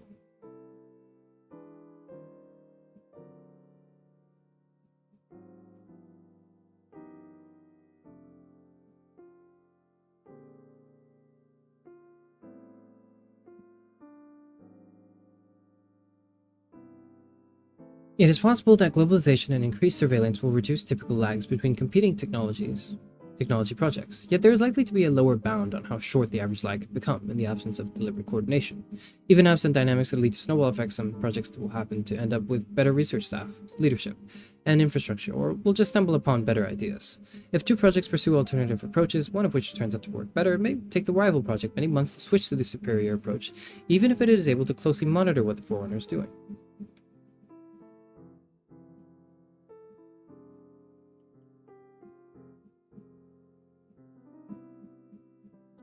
Combining these observations with our earlier discussion of the speed of the takeoff, we can conclude that it is highly unlikely that two projects would be close enough to undergo a fast takeoff concurrently. For a medium takeoff, it could easily go either way, and for a slow takeoff, highly likely that several projects would undergo the process in parallel. But the analysis needs a further step. The key question is not how many projects undergo a takeoff in tandem, but how many projects emerge on the yonder side sufficiently tightly clustered in capability that none of them has a decisive strategic advantage. If the takeoff process is relatively slow to begin and then gets faster, the distance between competing projects would tend to grow. To return to our bicycle metaphor, the situation would be analogous to a pair of cyclists making their way up a steep hill, one trailing some distance behind the other, the gap between them then expanding as the frontrunner reaches the peak and starts accelerating down the other side. Consider the following medium takeoff scenario. Suppose it takes a project 1 year to increase its AI's capability from the human baseline to a strong superintelligence, and that one project enters its takeoff phase with a 6-month lead over the next most advanced project. The two projects will be undergoing a takeoff concurrently. It might seem then that neither project gets a decisive strategic advantage, but that need not be so. Suppose it takes 9 months to advance from the human baseline to the crossover point, and another 3 months from there to a strong superintelligence. The frontrunner then attains strong superintelligence 3 months before the following project even reaches the crossover point. This would give the leading project a decisive strategic advantage and the opportunity to parlay its lead into permanent control by disabling the competing projects, and singleton could be a democracy and establishing a singleton. Note that the concept of a singleton is an abstract one. A singleton could be a democracy, a tyranny, a single dominant AI, a strong set of global norms that includes effective provisions for their own enforcement, or even an alien overlord. Its defining characteristic simply being that it is some form of agency that can solve all major global coordination problems. It may, but need not, resemble any familiar form of human governance. Since there is an especially strong prospect of explosive growth just after the crossover point, when the strong positive feedback loop of optimization power kicks in, a scenario of this kind is a serious possibility, and it increases the chances that the leading project will attain a decisive strategic advantage, even if the takeoff is not fast. How large will the successful project be? Some paths to superintelligence require great resources and are therefore likely to be the preserve of large, well-funded projects. Whole brain emulation, for instance, requires many different kinds of expertise and lots of equipment. Biological intelligence enhancements and brain-computer interfaces would also have a large scale factor. While a small biotech firm might invent 1 or 2 drugs, achieving superintelligence along one of these paths, if doable at all, would likely require many inventions and tests, and therefore the backing of an industrial sector or a well-funded national program. Achieving collective and superintelligence by making organizations and networks more efficient requires even more extensive input involving much of the world economy. The AI path is more difficult to assess. Perhaps it would require a very large research program. Perhaps it could be done by a small group. A lone hacker scenario cannot be excluded either. Building a seed AI might require insights and algorithms developed over many decades by the scientific community around the world. But it is possible that the last critical breakthrough idea might come from a single individual or a small group that succeeds in putting everything together. This scenario is less realistic for some AI architectures than others, a system that has a large number of parts that need to be tweaked and tuned to work effectively together, and then painstakingly loaded with custom-made cognitive content, is likely to require a larger project. But if a seed AI could be instantiated as a simple system, one whose construction depends only on getting a few basic principles right, then the feat might be within the reach of a small team or an individual. The likelihood of the final breakthrough being made by a small project increases if most previous progress in the field has been published in the open literature or made available as open source software.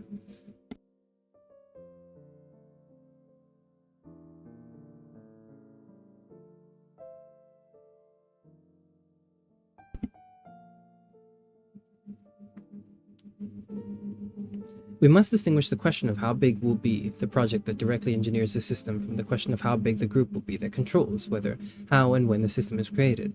The atomic bomb was created primarily by a group of scientists and engineers. The Manhattan Project employed about 130,000 people at its peak, the vast majority of whom were construction workers or building operators.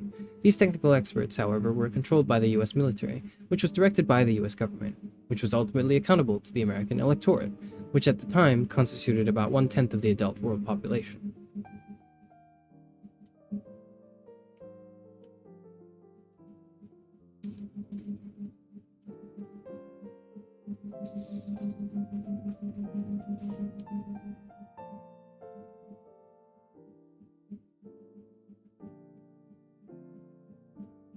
Monitoring. Given the extreme security implications of superintelligence, governments would likely seek to nationalize any project in their territory that they thought close to achieving a takeoff. A powerful state might also attempt to acquire projects located in other countries through espionage, theft, kidnapping, bribery, threats, military conquest, or any other available means. A powerful state that cannot acquire a foreign project might instead destroy it, especially if the host country lacks an effective deterrent. If global governance structures are strong by the time a breakthrough begins to look imminent, it is possible that promising projects would be placed under international control. An important question, therefore, is whether national or international authorities would see an intelligence explosion coming. At present, intelligence agencies do not appear to be looking very hard for promising AI projects or other forms of potentially explosive intelligence amplification. If they are indeed not paying much attention, then this is presumably due to the widely shared perception that there is no prospect whatever of imminent superintelligence. If and when it becomes a common belief among prestigious scientists that there is a substantial chance that superintelligence is just around the corner, the major intelligence agencies of the world will probably start to monitor groups and individuals who seem to be engaged in relevant research. Any project that began to show sufficient progress could then be promptly nationalized. If political elites were persuaded by the seriousness of the risk, civilian efforts in sensitive areas might be regulated or outlawed. How difficult would such monitoring be? The task is easier if the goal is only to keep track of the leading project. In that case, surveillance focusing on the several best resource projects may be sufficient. If the goal is instead to prevent any work from taking place, at least outside of specially authorized institutions, then surveillance would have to be more comprehensive, since many small projects and individuals are in a position to make at least some progress. It would be easier to monitor projects that require significant amounts of physical capital, as would be the case with a whole brain emulation project. Artificial intelligence research, by contrast, requires only a personal computer, and would therefore be more difficult to monitor. Some of the theoretical work could be done with pen and paper. Even so, it would not be too difficult to identify most capable individuals with a serious, long-standing interest in artificial general intelligence research. Such individuals usually leave visual trails. They may have published academic papers, presented at conferences, posted on internet forums, or earned degrees from leading computer science departments. They may also have had communications with other AI researchers, allowing them to be identified by mapping the social graph. Projects designed from the outset to be secret could be more difficult to detect. An ordinary software development project could serve as a front. Only careful analysis of the code being produced would reveal the true nature of what the project was trying to accomplish. Such analysis would require a lot of highly skilled manpower, whence only a small number of suspect projects could be scrutinized at this level. The task would be much easier if effective lie detection technology had been developed and could be routinely used in this kind of surveillance. Another reason states might fail to catch precursor developments is the inherent difficulty of forecasting some types of breakthrough. This is more relevant to AI research than to whole brain emulation development, since for the latter the key breakthrough is more likely to be preceded by a clear gradient of steady advances. It is also possible that intelligence agencies and other government bureaucracies have a certain clumsiness or rigidity that might prevent them from understanding the significance of some developments that might be clear to some outside groups. Barriers to official understanding of a potential intelligence explosion might be especially steep. It is conceivable, for example, that the topic will become inflamed with religious or political controversies, rendering it taboo for officials in some countries. The topic might become associated with some discredited figure, with charlatanry and hype in general, hence shunned by respected scientists and other established figures.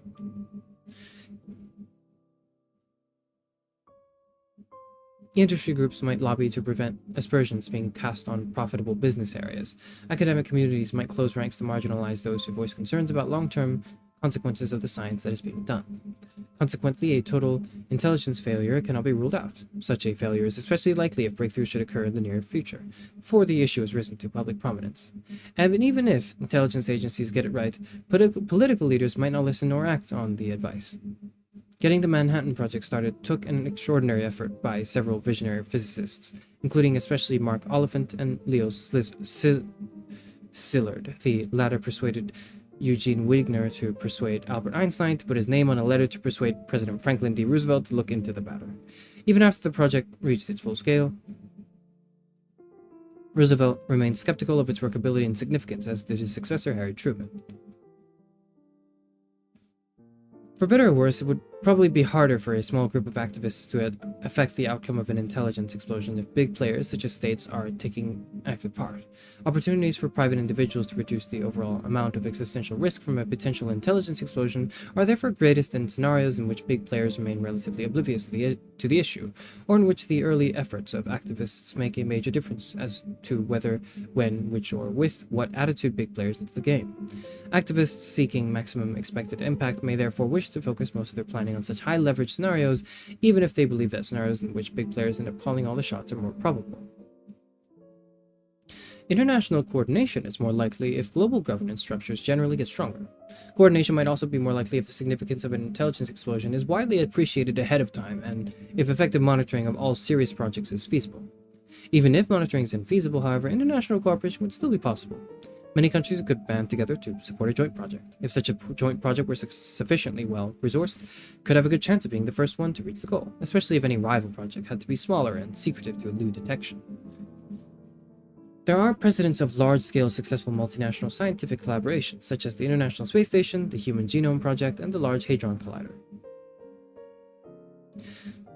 However, the major motivation for collaboration in those cases was cost-sharing. In the case of the International Space Station, fostering a collaborative spirit between Russia and the United States was itself an important goal. Achieving similar collaboration on a project that has enormous security implications would be more difficult. A country that believed it could achieve a breakthrough unilaterally might be tempted to go it alone rather than subordinate its efforts to a joint project. A country might also refrain from joining an international collaboration from fear that other participants might siphon off collaboratively generated insights and use them to accelerate a covert national project. An international project would thus need to overcome major security challenges, and a fair amount of trust would be probably needed to get it started, trust that may take time to develop. Consider that even after the thaw in relations between the United States and the Soviet Union following the Gorbachev's ascent to power, arms reduction efforts, which could be greatly in the interests of both superpowers, had a fitful beginning. Gorbachev was seeking steep reductions in nuclear arms, but negotiations stalled on the issue of Reagan's Strategic Defense Initiative, Star Wars, which the Kremlin strenuously opposed. At the Reykjavik summit meeting in 1986, Reagan proposed that the United States would share with the Soviet Union that technology that would be developed under the Strategic Defense Initiative, so that both countries could enjoy protection against accidental launches and against some smaller nations that might develop nuclear weapons. Yet Gorbachev was not persuaded by this apparent win-win proposition. He viewed the gambit as a ruse, refusing to credit the notion that the Americans would share the fruits of their most advanced military research at a time when they were not even willing to share the Soviets their technology for milking cows. Regardless of whether Reagan was in fact sincere in his offer of superpower collaboration, mistrust made the proposal a non-starter. Collaboration is easier to achieve between allies, but even there it is not automatic. When the Soviet Union and the United States were allied against Germany during World War II, the United States concealed its atomic bomb project from the Soviet Union. The United States did collaborate on the Manhattan Project with Britain and Canada. Similarly, the United Kingdom concealed its success in breaking the German Enigma code from the Soviet Union, but shared it, albeit with some difficulty, with the United States. This suggests that in order to achieve international collaboration on some technology that is of pivotal importance or national security, it might be necessary to have built beforehand a close and trusting relationship. We will return in Chapter 14 to the desirability and feasibility of international collaboration in the development of superintelligence amplification technologies. From decisive strategic advantage to singleton.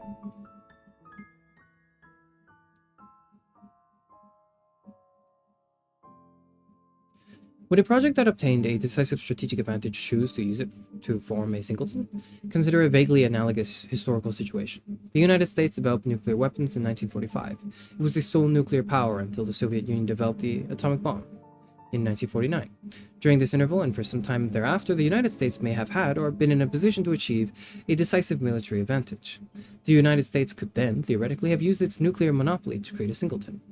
One way in which it could have done so would have been by embarking on an all-out effort to build up its nuclear arsenal, and then threatening and, if necessary, carrying out a nuclear first strike to destroy the industrial capacity of any incipient nuclear program of the USSR and any other country tempted to develop a nuclear capability.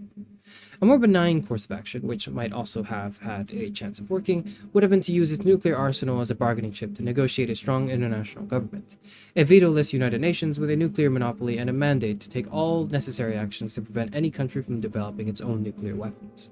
Both of these approaches were proposed at the time. The hardline approach of launching or threatening a first strike was advocated by some prominent intellectuals such as Bertrand Russell, who had long been active in anti-war movements and who would later spend decades campaigning against nuclear weapons, and John von Neumann, co-creator of game theory and one of the architects of US nuclear strategy. Perhaps it is a sign of civilizational progress that the very idea of threatening a nuclear first strike today seems borderline silly or morally obscene. Just a quick note, this is written in 2014, and you can kind of feel that it was written in 2014. A version of the benign approach was tried in 1946 by the United States in the form of the Baruch Plan. The proposal involved the USA giving up its temporary nuclear monopoly. Uranium and thorium mining and nuclear technology would be placed under the control of an international agency operating under the auspices of the United Nations. The proposal called for the permanent members of the Security Council to give up their vetoes in matters related to nuclear weapons in order to prevent any great power found to be in breach of the accord from vetoing the impositions of remedies. Stalin, seeing that the Soviet Union and its allies could be easily outvoted in both the Security Council and the General Assembly, rejected the proposal. A frosty atmosphere of mutual suspicion descended on the relations between the former wartime allies, mistrust that soon solidified into the Cold War. As had been widely predicted, a costly and extremely dangerous nuclear arms race followed. Many factors might dissuade a human organization with a decisive strategic advantage from creating a singleton. These include non-aggregative or bounded utility functions, non-maximizing decision rules, confusion and uncertainty, coordination problems, and various costs associated with a takeover. But what if it were not a human organization, but a superintelligent artificial agent that came into possession of a decisive strategic advantage?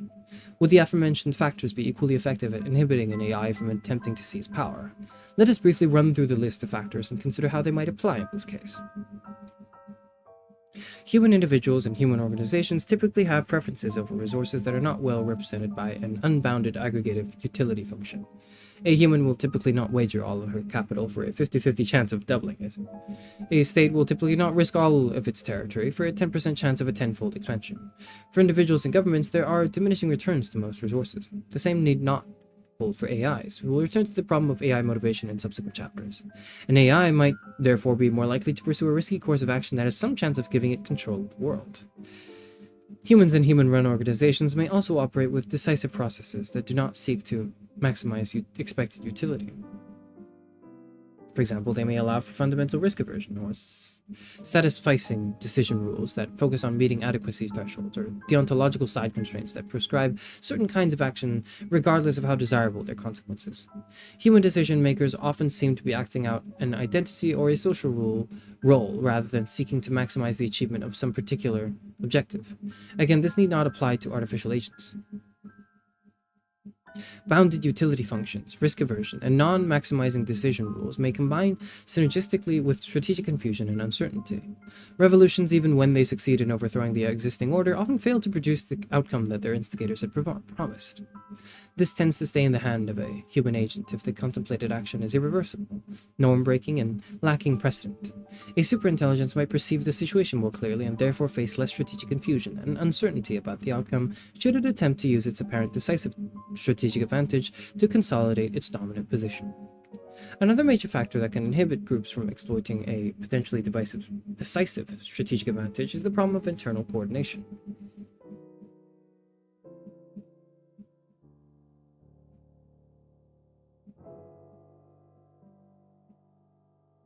Members of a conspiracy that is in a position to seize power must worry not only about being infiltrated from the outside, but also about being overthrown by some smaller coalition of insiders. If a group consists of 100 people, and a majority of 60 can take power and disenfranchise the non-conspirators, what is then to stop a 35-strong subset of these 60 from disenfranchising the other 25? And then, maybe a subset of 20 disenfranchising the other 15. Each of the original 100 might have good reason to uphold certain established norms to prevent the general unraveling that could result from any attempt to change the social contract by means of a naked power grab. This problem of internal coordination would not apply to an AI system that constitutes a single unified agent. Finally, there is the issue of cost. Even if the United States could use its nuclear monopoly to establish a singleton, it might not be able to do so without incurring substantial costs.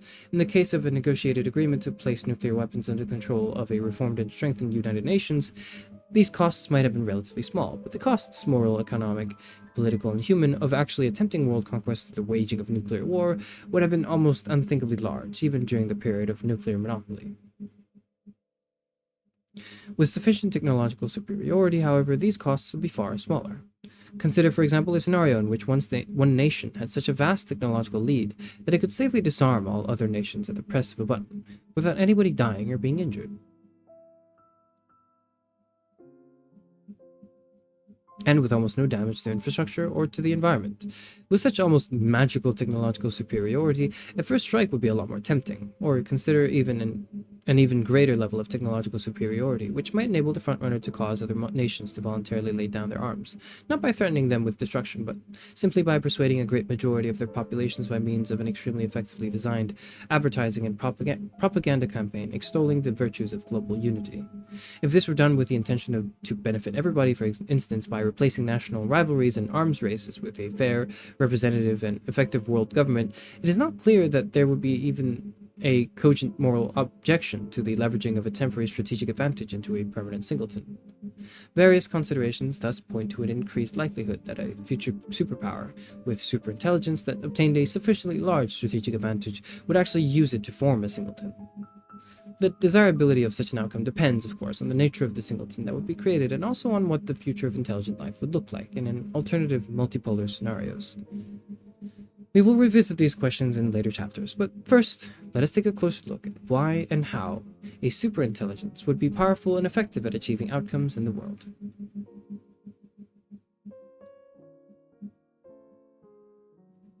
Alright. Excuse me. Sorry.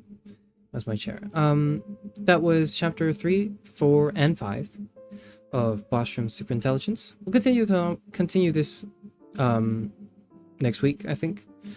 I think there are 14 chapters in total, so if we do, we're going at a good pace. We're almost halfway actually, no, we're not almost halfway through the book, because there's like 400 pages, we're at page 100, but, that'll be it for today's reading stream. I hope this was helpful in any some way possible. I hope that you may have learned something about superintelligence from this. Probably not. Who am I kidding? But I did. I learned a lot. the forms of superintelligence, the kinetics of the explosion itself, like what that would look like, and the strategic advantage of getting there first, basically. That was kind of what we covered today. Next will be cognitive superpowers and the superintelligent will, maybe also the default outcome of Doom. We'll see. That seems interesting. That chapter 8 seems interesting. We'll cover that next time. Alright. Thank you, everyone, and goodbye.